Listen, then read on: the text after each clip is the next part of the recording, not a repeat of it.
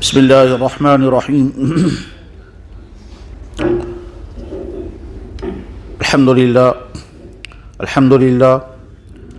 للہ رب العالمین والصلاة والسلام علی سیدنا محمد رحمۃ للعالمین وعلی آلہ واصحابہ اجمعین اما بعد۔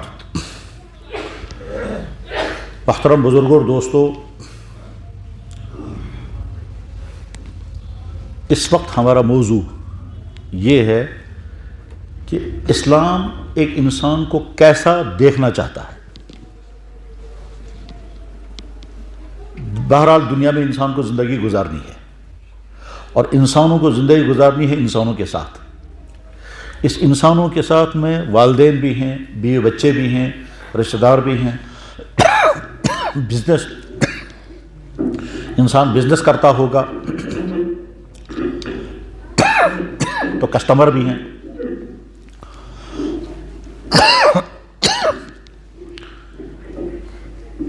کسی آفس پہ کام کرتا ہوگا تو لوگوں کے ساتھ ڈیلنگ بھی ہے۔ انسان اکیلا رہ کر زندگی نہیں گزار سکتا، انسانوں کے ساتھ زندگی گزارنی ہے۔ اب جب انسانوں کے ساتھ زندگی گزارنی ہے تو انسانوں کے ساتھ بیہیویئر بھی برتنا ہے، رویے برتنے ہیں۔ تو اب اس موقع پر اسلام کیا چاہتا ہے، یہ انسان کیسا ہونا چاہیے، اور اس سے آگے بڑھ کر کے پھر مسلمان کیسا ہونا چاہیے، اس کے لیے اللہ تعالیٰ شان ہو اور اللہ کے نبی نے الگ الگ انداز میں تمام چیزوں کے بارے میں پوری ڈیٹیل بیان فرمائی ہے۔ تمہاری زبان کیسے استعمال ہونی چاہیے، تمہاری آنکھ کیسے استعمال ہونی چاہیے، تم کو اگر کوئی کرسی ملی ہے تو وہ کرسی تم کیسے استعمال کرو گے، تمہارے پاس اگر پیسہ ہے تو پیسوں کے ذریعے سے تمہیں کیا کرنا اور کیا نہیں کرنا ہے، تمہیں اگر تکلیف پہنچے تو یہاں سے تمہارا ریئیکشن کیا ہونا چاہیے۔ غرض یہ کہ تم دنیا میں دوسروں کے ساتھ کیسے زندگی گزارو گے، اسلام مسلمان کو کیا دیکھنا چاہتا ہے، بس یہ اس وقت ہمارا موضوع ہے۔ یقینی بات ہے کہ چند منٹوں میں اس موضوع کے سارے پہلو بیان نہیں ہو سکتے، تو جو چند باتیں اس وقت اس موضوع کے متعلق بیان ہوں گی ان کو ہم اپنی ذاتوں پر فٹ کریں گے اور یہ دیکھیں گے کیا ہم ایسے ہیں جیسا اسلام ہم سے چاہتا ہے۔ اگر ہیں تو بہت اچھا، اور اگر نہیں ہے تو وہ کمی کیا ہے، تو وہ کمی ہمیں دور کرنے کی کوشش کرنی ہے۔ پہلی بات، اللہ قرآن میں، اللہ کے نبی اپنی حدیثوں میں بڑی ترغیب کے ساتھ یہ بات کہتے ہیں کہ تمہارے ذریعے سے کسی کو کوئی تکلیف نہ پہنچے، تمہارے ذریعے سے کسی کو کوئی تکلیف نہ پہنچے۔ چنانچہ قرآن کریم میں اللہ تعالیٰ شان و ارشاد فرماتے ہیں کہ ایمان والے وہ ہیں جو غصے کو پیتے ہیں۔ کیوں؟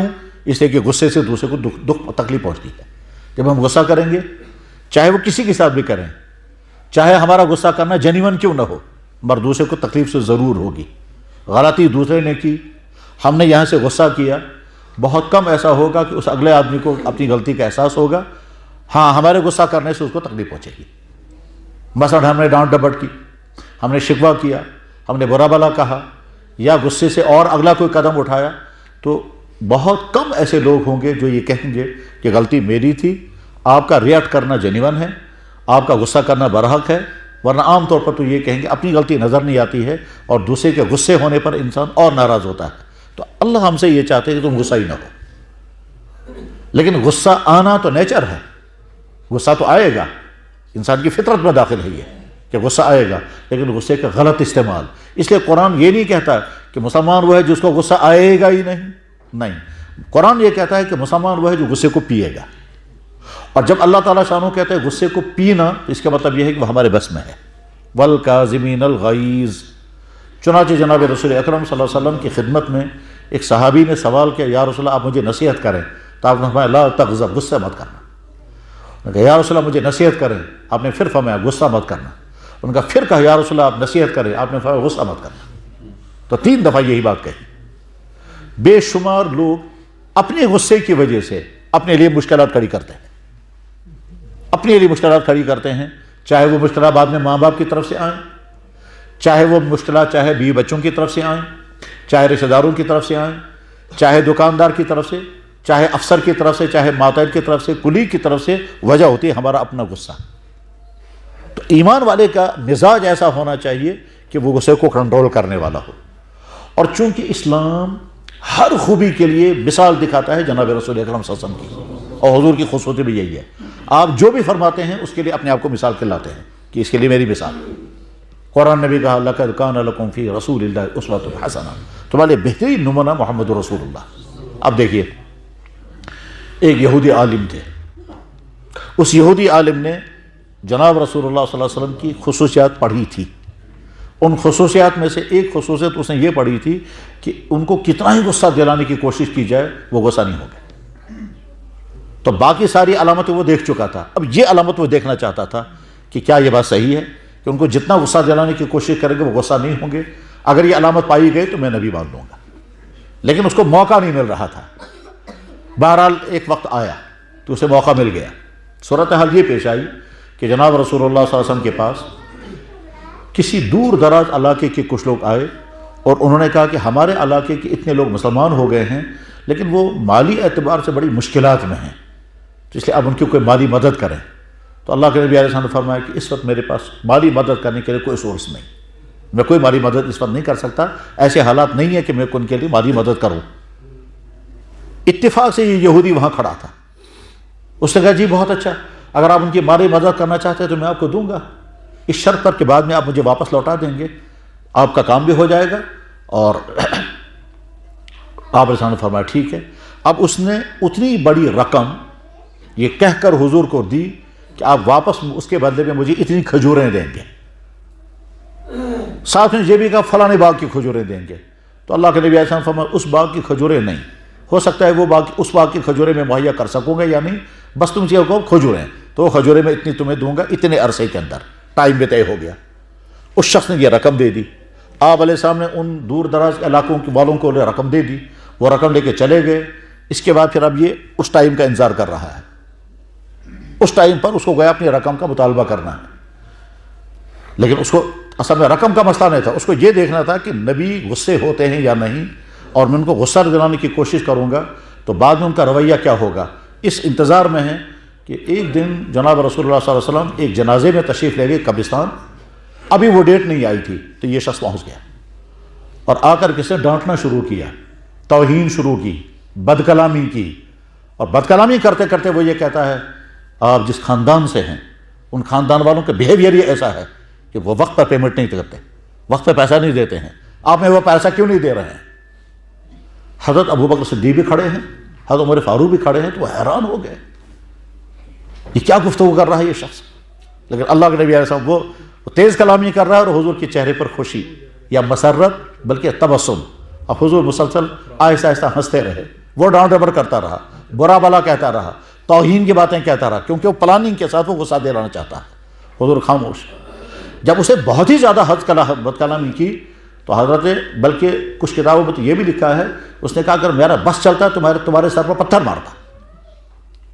یہ بات حضرت فاروق اعظم برداشت نہیں کر سکے، انہوں نے کہا یا عدو اللہ، اور اللہ کے دشمن، تو نبی کے ساتھ اس طرح بات کر رہا ہے؟ حالانکہ وقت سے پہلے مطالبہ کر رہا تھا، جس ڈیٹ پر ادائیگی کرنی تھی وہ ڈیٹ ابھی آئی نہیں ہے، اس سے پہلے اس کا مطالبہ کرنا غلط تھا، لیکن وہ مطالبہ کر رہا ہے اور بد کلامی کے ساتھ کر رہا ہے، اور وہ زیادہ زیادہ بری باتیں کہنا یہ دیکھنا چاہتا ہے کہ نبی کو غصہ آئے گا یا نہیں۔ تو اللہ کے نبی علیہ السلام نے اس پر تو کچھ نہیں کہا، البتہ حضرت فاروق اعظم سے کہا عمر تم اس کو کیوں ڈانٹ رہے ہو، اس کا حق ہے، اس کا پیسہ ہمارے ذمہ ہے، تم زیادہ سے زیادہ اس سے کہتے کہ مطالبہ کرو مگر نرم انداز میں کرو، اور تمہیں مجھے کہنا چاہیے تھا پیمنٹ کرو، ادا کرو، تو تم اسے ڈانٹ رہے ہو۔ اگر تمہیں اتنی ہمدردی ہے تو ادا کرو جو یہ مطالبہ کر رہا ہے۔ حضرت عمر نے کہا یا رسول اللہ سمجھ میں یہ آ رہا ہے کہ وقت سے پہلے آپ سے مطالبہ کر رہا ہے اور اس طرح برے انداز سے مطالبہ کر رہا ہے، اس لیے میں برداشت نہیں۔ حضور نے فرمایا نہیں، تمہیں اس کو نصیحت کرنی چاہیے مطالبہ وقت پر کرو اور ٹھیک انداز سے کرو، اور مجھے نصیحت کرنی چاہیے کہ آپ ادائیگی کرو۔ اب جب تمہیں ہمدردی ہے تو جاؤ جو چیز اس کی میرے ذمہ ہے وہ ادا کرو، مزید اتنے کھجورے اور دے دینا کیونکہ تم نے اس کو ڈانٹا ہے۔ اب حضرت عمر سر نیچے، اور وہ آدمی دیکھتا رہا، اس کے بعد اس نے کہا مجھے نہ کھجوریں چاہیے نہ مجھے پیمنٹ چاہیے، میں تو اصل میں چیک کر رہا تھا کہ آپ کو غصہ آتا ہے یا نہیں، جو کتاب میں نے علامت پائی تھی وہ آپ کے اندر پائی گئی، اور آپ مجھے مسلمان بنا دیں، میں کلمہ پڑھتا ہوں۔ یہ یہودی عالم تھے جناب رسول اللہ صلی اللہ علیہ وسلم کے زمانے میں، جو چند بڑے یہودی عالم مسلمان بنے ہیں، ان میں ایک عبداللہ ابن سلام بھی تھے اور ایک یہ شخص تھا، ابن صعفہ اس کا نام بعد میں رکھا گیا۔ غرض یہ کہ مسلمان اسلام یہ چاہتا ہے کہ آدمی اپنے غصے کو کنٹرول کرنے والا ہو، اور کنٹرول کرنے کی مثال جناب رسول اکرم صاحب کی ذات اقدس۔ اصول نمبر 1۔ اصول نمبر 2، انسان کے پاس پاور، چاہے جوانی کا، چاہے کرسی کا، چاہے دولت کا، چاہے خاندان کا، کسی کا پاور ہوتا ہے۔ اس پاور کی بنا پر آدمی یہاں سے ایکشن کرتا ہے، وہاں سے اگر کوئی تکلیف آئے گی تو آدمی پاور کی بنیاد پر یہاں سے ریئیکٹ کرے گا، جتنا پاور ہوگا اتنا ہی ریئیکٹ کرے گا۔ یہ دنیا میں ہمیشہ رہا ہے کہ اگر ہمارے ساتھ کسی نے برا سلوک کیا تو ہم دیکھیں گے ہمارا پاور کتنا ہے، جتنا ہمارا پاور ہوگا اتنا ہمارا ریئیکشن آئے گا۔ اگر زیادہ بڑا پاور ہوگا تو ویسا ہی زبان سے اور رویے سے ایسا آئے گا۔ اب اسلام یہ چاہتا ہے کہ تمہارا ریئیکشن، تمہارا یہاں سے جوابی کارروائی کرنا، یہ ہمیشہ ظالمانہ ہرگز نہیں ہونا چاہیے، معاف کرنے کا ہونا چاہیے۔ یعنی اگر کسی نے ہمیں تکلیف پہنچائی، کسی نے دکھ پہنچایا، اور ہم یہاں اس کے خلاف کچھ قدم اٹھا سکتے ہیں، تو اسلام یہ چاہتا ہے کہ تم قدم مت اٹھاؤ، معاف کرو۔ بس اسلام یہ چاہتا ہے کسی نے ہم کو بد کلامی کی، جواب میں ہم بد کلامی نہ کریں، معاف کریں۔ کسی نے ہم کو دکھ پہنچایا، ہم جواب میں اس کو دکھ نہ پہنچائے، معاف کریں۔ کسی نے ہمارا نقصان کیا، ہم کوشش کریں اس نے ہمارا نقصان کیا ہے، ہم ان کا نقصان نہ کریں، معاف کریں۔ اسلام یہ چاہتا ہے، اگرچہ بہت مشکل ہے معاف کرنا، خاص طور پر اس وقت جب پاور ہمارے ہاتھ میں آئے، اس وقت معاف کرنا آسان نہیں، بہت مشکل، لیکن اسلام یہ چاہتا ہے کہ مسلمان ایسا ہونا چاہیے کہ اس کو اگر کسی دوسرے انسان کی طرف سے کوئی تکلیف پہنچے، یہاں سے یہ تکلیف نہ پہنچائے، معاف کرے، تو معاف کرنے کا۔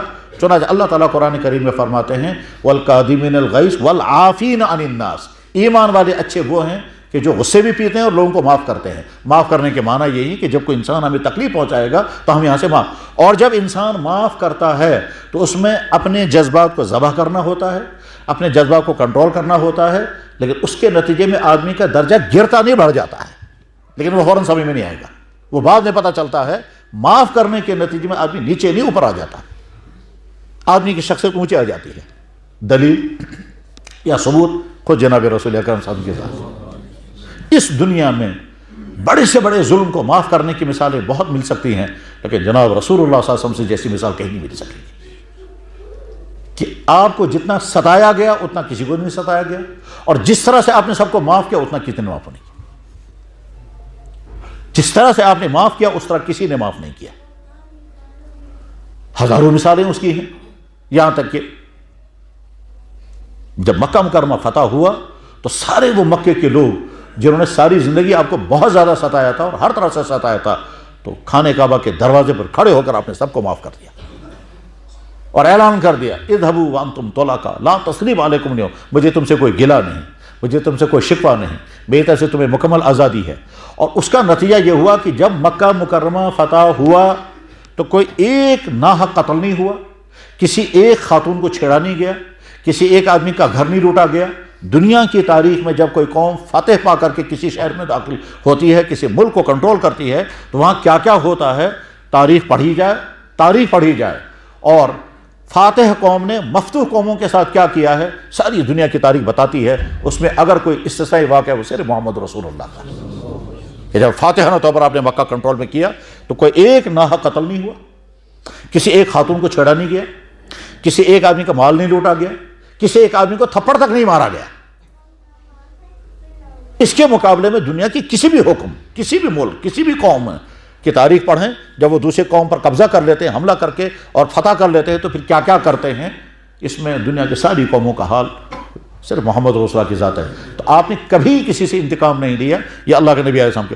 تو ٹھیک اسی طرح سے ہم کو اگر کسی طرف سے عزت رزی ہو جائے، مالی نقصان ہو جائے، دکھ پہنچے، تکلیف پہنچے، تو ہمارے سامنے رویہ کیا ہونا چاہیے، ہمارا رویہ کیا ہونا چاہیے؟ اسلام یہ چاہتا ہے کہ معاف کرنے والے، والعافین عن الناس، اور اس کے لیے اللہ کے نبی علیہ السلام نے خود اپنے آپ کو مثال میں پیش کی۔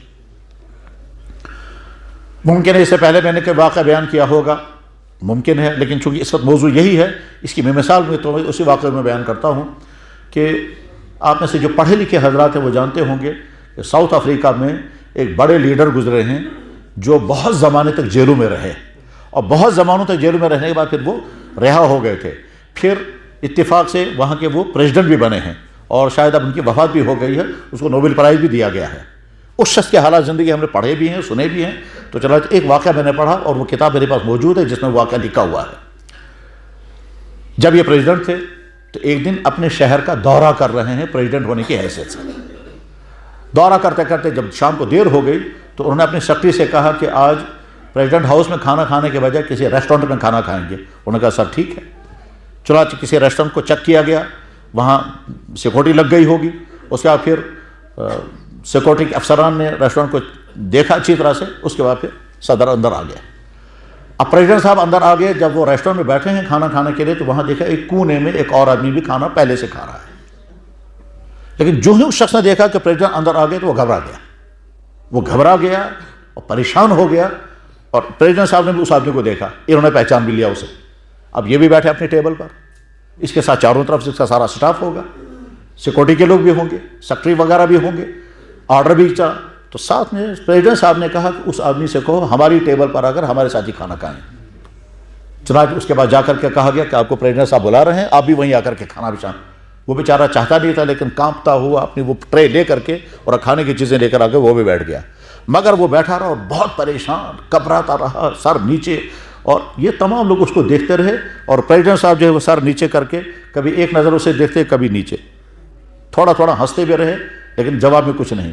باقی تمام لوگ تعجب کرتے رہے، یہ کیوں کپا رہا ہے، یہ کیوں گھبرا رہا ہے۔ بہرحال جب کھانا وانا ہو گیا تو انہوں نے کہا ان سے کہیے آپ جائیں، پیمنٹ ہم خود ہی کر دیں گے۔ چلا وہ شخص چلا گیا۔ سیکرٹری صاحب نے پریزیڈنٹ صاحب سے کہا کہ یہ بیچارہ یا تو کوئی بیمار ہے یا کوئی پریشانی اسے ہے، جتنی دیر یہ ہمارے ساتھ بیٹھا رہا اتنی دیر کانپتا رہا اور کپکپاتا رہا، بڑا دکھ ہوا۔ تو پریزیڈنٹ صاحب نے کہا اس کو نہ کوئی پریشانی ہے نہ کوئی بیماری ہے، اس کی پریشانی مجھے معلوم ہے کیا ہے۔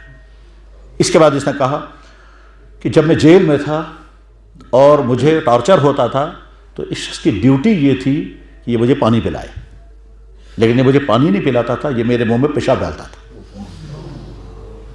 اس وقت اس کو اندازہ نہیں ہوگا کہ ایک وقت یہ بھی آئے گا کہ میں اس ملک کا صدر ہوں گا اور میں اس کو دیکھ بھی لوں گا، پہچان بھی لوں گا، اس کو اندازہ نہیں ہوگا۔ اب جب اس کو پتہ چل گیا کہ میں پہچانا گیا، اب یہ سوچ رہا ہوگا میرے خلاف کچھ بھی ایکشن لیا جا سکتا ہے، یہ ہے اس کی پریشانی۔ ظاہر ہے یہ واقعہ ہم کو بیان کرنے کی ضرورت نہیں تھی، لیکن اب یہ واقعہ بیان کرنے کا میں وجہ بتاتا ہوں۔ نیلسن منڈیلا یہی شخص ہے، یہ کہتا ہے کہ میں نے جیل میں پروفیٹ محمد کی لائف ہسٹری پڑھی ہے، اور ان کی زندگی کا سب سے حسین ترین چیپٹر یہ تھا کہ جب انہوں نے مکہ فتح کیا تو انہیں تمام لوگوں کو معاف کر دیا۔ اسی وقت میں نے طے کر لیا تھا کہ میں اپنے رول ماڈل انہیں کو بناؤں گا۔ تو آپ تمام لوگ اچھی طرح سے سن لیں، اس کے خلاف میں کبھی کوئی ایکشن نہیں لوں گا۔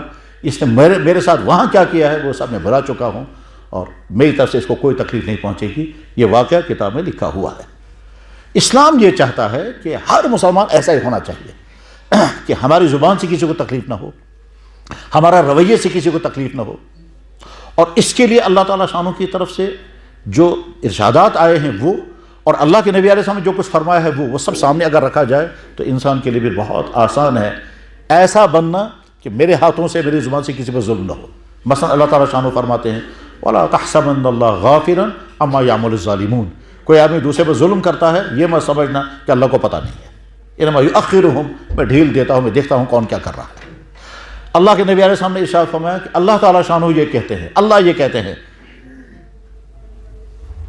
یا عبادی، اے میرے بندو، حرمت علی الظلم، میں نے اپنے پر حرام کیا کہ بندوں پر ظلم نہیں کرنا، وجعلتہ فیما بینکم محرما، اور تمہارے درمیان میں نے ظلم کو حرام کیا، فلا تظالموا، خبردار ایک دوسرے پر ظلم مت کرنا۔ اللہ فرما رہے میں نے اپنے اوپر ظلم کو حرام کیا، تمہارے درمیان میں نے ظلم کو حرام کیا، فلا تظالموا، خبردار ایک دوسرے پر ظلم نہیں کرنا۔ اس کے معنی یہ ہے کہ ہمارا رویہ ایسا ہونا چاہیے کہ ہماری زبان سے، ہمارے ہاتھ سے، ہمارے پاور سے، ہماری جوانی، کسی بھی چیز سے دوسرے کو کوئی ظلم، کوئی ضرورت نہیں چاہتے ہیں۔ اسلام یہ چاہتا ہے مسلمان ایسا ہونا چاہیے۔ قرآن تو اللہ تعالیٰ کہتے ہیں قولوا للناس حسنا، جب بھی بات کرو اچھی بات کرنا، ان انکر الاصوات لصوت وغضض من صوتک، اونچے آواز میں بات بھی مت کرنا، ہو سکتا ہے تمہاری اونچی آواز میں بولنے سے کسی کو تکلیف ہو، وغضض من، اپنی آواز کو نرم رکھنا۔ اللہ فرماتے ولا تمشی فی الارض مرحا، اکڑ کر زمین پر مت چلنا۔ اکڑتا کب ہے؟ جب انسان کے پاس کچھ ہو، کچھ، مثلا جوانی، صحت، کرسی، دولت، ڈگری وغیرہ، جو یہ بڑی بڑی نعمتیں ہیں، ان بڑی نعمتوں کی وجہ سے انسان کے اندر کبر آتا ہے، بڑائی آتی ہے، انسان سمجھتا ہے میں کچھ ہوں، اور پھر اگر اونچے درجے کی کرسی ہوگی تو اور زیادہ بڑائی آنے کا خطرہ ہے، بہت زیادہ بڑائی آنے کا خطرہ ہے۔ تو اب یہ چیز جو ہی آتی ہے تو انسان کے اندر بڑائی آتی ہے، اور بڑائی آنے کے بعد پھر انسان دوسروں کو حقیر سمجھتا ہے، دوسروں کو معمولی سمجھتا ہے، پھر اس کی زبان سے بھی اس طرح کے جملے نکلتے ہیں، وہ دوسروں کو کہتا ہے تم تو کچھ بھی نہیں ہو، تم میرے سامنے مکھی ہو، تم مجھے جانتے نہیں، میری حیثیت کیا ہے، تم نے مجھے پہچانتے نہیں ہو۔ آدمی اپنی زبان سے، اپنی کرسی سے، اپنے رویے سے، اپنے عہدے سے، اپنے پیسے سے، اپنے پاور سے، اپنی خاندانی کسی بھی وجہ سے دوسروں کو حقیر سمجھے، اسلام نہیں چاہتا، یہ ہرگز پسند نہیں کرتا ہے، اور اس کے لیے خود جناب رسول اکرم صلی اللہ علیہ وسلم کی ذات اقدس نمونہ ہے۔ آپ علیہ الصلوۃ والسلام سے اونچی ذات اس کائنات میں کون ہے؟ اللہ کی عظمت، اللہ نے جو عظمت عطا فرمائی ہیں اس کی کوئی حد نہیں، اور جیسی محبتیں اللہ کے نبی کو اس دنیا میں ملی ہیں ایسی محبتیں دنیا میں کسی انسان کو نہیں ملی ہیں۔ جیسی محبتیں اللہ کے نبی کو اس دنیا میں ملی ہیں، ظلم بھی آپ پر بہت اور محبتیں بھی ایسی ہوئی۔ مثلا دنیا میں کون انسان ایسا ہوگا کہ جو منہ سے بلغم پھینکے اور اٹھانے والے اس کو اٹھائیں اور بدن پر ملے؟ اللہ کے نبی علیہ الصلوۃ والسلام بے شمار واقعات ہیں، آپ نے تھوک مبارک زبان سے نکالا تو صحابہ نے اس کو ہاتھوں میں لیا اور ملا اور جسم پر، حتیٰ کہ یہاں تک بھی واقعہ پیش آتا ہے کہ آپ علیہ الصلوۃ والسلام کو پیشاب ایک صحابی کو آپ نے فرمایا یہ باہر پھینکو، اس نے جا کر پی لیا۔ پیشاب پینا چاہیے نہیں پینا چاہنا الگ ہے، لیکن یہ واقعہ آپ کی ذات کے ساتھ ہوا۔ ایک بڑے دشمن تھے، وہ آپ سے ملاقات کرنے کے لیے ایک مرتبہ آئے اور بہت دیر تک وہ ماحول کو چیک کرتے رہے، اور واپس آ کر کہا بھائیو میں نے ایسی محبتیں دنیا میں کسی کو نہیں دیکھی ملتی ہوئی جیسے محمد کو ملتی ہے، کہ وہ جب بات کرنے لگتے ہیں تو تمام لوگ خاموش ہو کر سنتے ہیں، وہ حکم کرتے ہیں تو تمام لوگ اٹھ جاتے ہیں کام کرنے کے لیے، وہ تھوکتے ہیں تو ان کا تھوک زمین پر نہیں گرنے دیتے، وہ وضو کرتے ہیں تو ان کا پانی لوگ ان کے اپنے جسموں پر ملتے ہیں، ایسی محبتیں۔ تو اس محبت کے نتیجے میں تو کبر آ جاتا ہے، لیکن اللہ کے نبی علیہ السلام کی تواضع اتنی تھی کہ حضور بیٹھے ہوئے ہیں، دروازے سے بڑھیا نے کہا مجھے آپ سے بات کرنی تھی مگر وہاں اتنے سارے مرد بیٹھے ہوئے ہیں، آپ باہر آ جائیے۔ تو اللہ کے نبی صلی اللہ علیہ وسلم فوراً اٹھ کے باہر نکل گئے۔ مان لیجیے اگر ہم میں سے کوئی بڑا آدمی کسی بھی محفل کا بڑا ہو، وہ اندر بیٹھا ہوا ہو، اور باہر سے کوئی بھکاری ہم سے کہ آپ باہر آ جائیے مجھ سے بات کرنی ہے، تو کیا ہماری طبیعت آمادہ ہو جائے گی؟ مثلا فرض کیجئے کوئی صاحب افسر ہیں اور کوئی مجبور انسان کہتا ہے جناب مجھے آپ سے بات کرنی تھی مگر آپ باہر آ جائیں، تو کیا طبیعت آمادہ ہو جائے گی باہر نکلنے کے لیے؟ کیا اس کی کرسی اس کو اٹھنے دے گی؟ غرض یہ کہ اسلام یہ چاہتا ہے کہ مسلمان رحمت ہی رحمت بنے، اور کسی انسان کو اس سے کوئی تکلیف نہ پہنچے، کسی انسان کو اس سے کوئی دکھ نہ پہنچے، کوئی انسان اس کا گلہ کرنے والا نہ ہو کہ اس نے مجھے دکھ پہنچایا، اس نے میرا نقصان کیا، ایسا مسلمان۔ اور اس کے لیے اپنے آپ سے لڑنا پڑتا ہے، اپنا غصہ کنٹرول میں کرنا پڑتا ہے، اپنے جذبات کو دبانا پڑتا ہے، کبھی یک طرفہ نقصان برداشت کرنا پڑتا ہے۔ اس کو کہتے ہیں اصولی اخلاق، ایک ہے جوابی اخلاق، ایک ہے اصولی اخلاق۔ جوابی اخلاق یہ ہے کہ جو لوگ ہمارے ساتھ جیسا سلوک کریں گے ہم بھی ویسے ہی کریں گے، لوگ ہمارے ساتھ اچھا سلوک کرتے ہیں ہم بھی ان کے لوگوں کا اچھا سلوک کریں گے، اور اگر لوگ ہمارے ساتھ اچھا سلوک نہیں کریں گے ہم بھی کوئی کم نہیں۔ یہ تو ہے جوابی اخلاق، گویا ہمارا سارا رویہ جواب ہے آپ کے رویے پر، آپ کا رویہ جیسا ہوگا ویسے ہی ہمارا جواب ہوگا۔ آپ کا رویہ اچھا ہے تو ہم بھی بہت اچھے ہیں، اور اگر آپ کا رویہ کڑوا ہے خراب ہے تو ہم بھی کوئی کم نہیں۔ اسلام کہتا نہیں، تمہارا اس اخلاق ہونا چاہیے، اصولی اخلاق۔ تمہارا رویہ کیا ہے وہ تم جانو، میرا رویہ کیا ہے وہ مجھے دیکھنا ہے۔ میرا رویہ جو ہے وہ ہمیشہ اخلاق کا رویہ، محبت کا رویہ، ہمدردی کا رویہ ہونا چاہیے۔ اگر انسان کو یہ مزاج مل گیا، اگر انسان کو یہ مزاج مل گیا تو بے شمار الجھنوں سے تو بچے گا ہی بچے گا، لیکن ساتھ میں یہ انسان رحمت بنتا ہے دوسرے انسانوں کے لیے۔ اللہ تعالیٰ شانہ نے قرآن کریم میں ایمان والوں کو جیسے اخلاق برتنے کا حکم دیا ہے اور جیسا چاہتے ہیں اس کو خلاصہ اسی طرح یا اللہ کے نبی علیہ الصلوۃ والسلام جیسا چاہتے ہیں کہ میرا امتی کیسا ہونا چاہیے، یعنی یہ آدمی جہاں ہے بس اچھا ہو۔ یا اگر باپ ہے تو اتنا اچھا باپ بنے کہ اولاد کہنی چاہیے دنیا کے بہترین باپوں میں سے ایک ہمارا باپ بھی ہے۔ یہ اولاد ہے تو اس کا والد کہنا چاہیے کہ بہترین بیٹوں میں سے میرا بیٹا بھی اتنا اچھا ہے۔ ظاہر ہے کسی نہ کسی کا شوہر ہوگا تو اس کی بیوی کہنی چاہیے کہ صاحب میرا شوہر بہترین شوہروں میں سے ایک شوہر ہے۔ یہ کسی کا بھائی ہوگا تو اس کے بھائی کہنے چاہیے کہ میرا بھائی ظالم نہیں ہے، میرا بھائی بہت اچھے بھائیوں میں سے ایک بھائی ہے۔ اگر کوئی انسان اپنے بھائی کی اچھی تعریف کرتا ہے تو میرا بھائی ویسا ہی ہے۔ یہ اگر افسر ہے تو پورا سٹاف، پورا آفس یہ کہنا چاہیے کہ صاحب یہ آدمی جتنا اچھا ہے شاید اتنا اچھا آدمی اور نہیں ملے گا۔ آدمی جہاں ہو اچھے سے اچھا، یعنی اچھا باپ، اچھا بیٹا، اچھا دوست، اچھا دکاندار، اچھا افسر، اچھا مالک، اچھا باس، اچھا۔ اسلام یہی چاہتا ہے، اور اس کے لیے اللہ کے نبی علیہ السلام نے اپنے آپ کو بطور نمونہ کو پیش کیا۔ اگر یہ سوال کیا جائے کہ اللہ نے نبیوں کو کیوں بھیجا ہے تو جواب آئے گا چند بڑے اہم کاموں کو کرانے کے لیے جو انسانوں سے نہیں ہو سکتے تھے۔ ان بڑے کاموں میں سے ایک کام ہے اللہ کا تعارف۔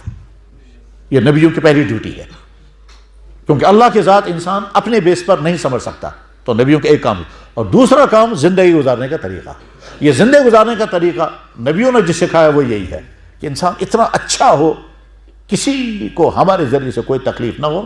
اللہ کے نبی رحمت للعالمین تھے، آپ کی زندگی مبارک ایسی تھی۔ چنانچہ آپ کی بیویوں میں سے کسی نے کبھی کوئی شکایت نہیں کی کہ حضور نے ہم کو کوئی تکلیف پہنچائی۔ آپ کے اولاد میں سے کوئی، اولاد تو آپ کی فاطمہ ہے، کبھی کسی نے شکایت نہیں کی۔ آپ کے دوستوں میں گویا صحابہ کرام میں کوئی نہیں کہہ سکتا کہ اللہ کے نبی علیہ السلام کے ذریعے سے ہمیں کوئی تکلیف پہنچی۔ اور یہ تو بات، لیکن آپ کے دشمنوں میں سے بھی کوئی نہیں کہہ سکتا کہ ہم نے تو بہت دشمنیاں کی لیکن ان کی طرف سے ہم کو یہ تکلیف پہنچی نہیں۔ تو محمد رسول اللہ نمونہ ہیں دنیا کے تمام انسانوں کے لیے اور زیادہ مسلمانوں کے لیے کہ ان کی زندگی کیسی تھی، بس وہی ہماری میسیج ہے کہ ہماری زندگی بھی ایسی اچھی بننی چاہیے کہ ہم رحمت ہی رحمت ہوں، رحمت ہی رحمت ہوں۔ اور اگر یہ بننے میں ہم کامیاب ہو گئے تو یقین اللہ بھی بہت خوش ہوتے ہیں، اور اللہ کے نبی علیہ الصلوۃ والسلام کی امت میں ہم اس طبقے میں شامل ہوں گے جس طبقے کو حضور چاہتے تھے کہ میری امت ایسی ہونی چاہیے۔ وآخر دعوانا ان الحمد للہ رب العالمین برحمتک یا ارحم الراحمین۔